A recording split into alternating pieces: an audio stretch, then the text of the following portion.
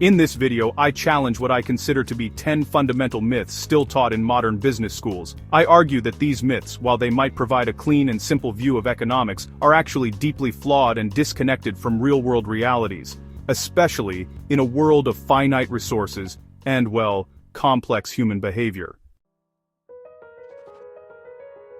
Price equals value. Well, I dispute the idea that market price really reflects true value. Instead, prices are based on purchasing power, not on actual need. This, results in overproduction for the wealthy and underprovision for basic needs. Essential elements like clean air and climate stability, which just can't be priced, are ignored by markets. Humans are rational.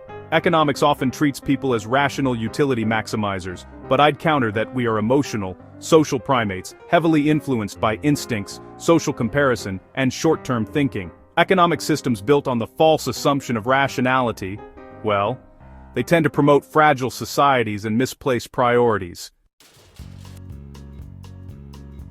The upward-sloping supply curve, standard models assume that producing more increases unit costs. But I point out that, especially in tech and manufacturing, costs often fall with scale. This leads to monopoly-like dominance and power concentration, trends that current economic models just fail to predict or regulate. So, in most business schools, energy is treated as just another input, pretty much on par with labor and capital, but Hagens points out that energy actually underpins every single aspect of the economy. Just think about it. A single barrel of oil can replace years of hard, human labor. Our entire global economy was basically built on these cheap, powerful fossil fuels. But the thing is, this is kind of like living off an unsustainable trust fund that we're burning through really fast. A lot of us probably learned that money comes from savings, but actually, that's not how it mostly works today. Instead, money is created mainly through debt. When banks issue loans, they're basically making new money in the process. This, over time, leads to more and more financial claims that, honestly, are getting further and further out of sync with the planet's limited physical resources. Debt is often described as a neutral tool, just a way to shift spending from one time to another. But Hagens really emphasizes that debt is actually a bet on the future availability of energy and materials. And with global debt rising way faster than GDP, we're looking at growing financial risks and, well, diminishing returns. So, GDP is often equated with progress, but, it actually measures all monetary transactions, whether they're good or bad. Spending on disasters, war, or even pollution cleanups all boost GDP, even if they end up degrading our overall well-being. Hagens criticizes GDP as a poor proxy for actual progress, since it completely ignores things like social health, ecological integrity, and sustainability.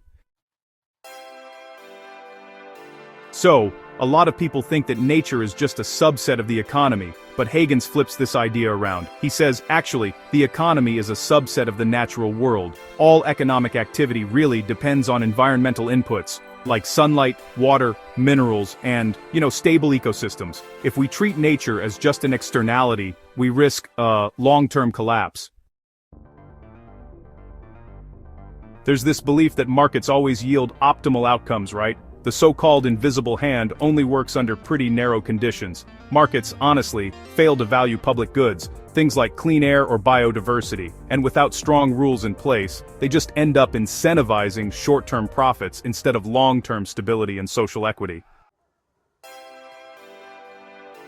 We often treat economic laws as if they're timeless, like natural laws. But Hagens argues that these principles actually came from a unique era of cheap energy and global expansion. Those conditions, though, are vanishing.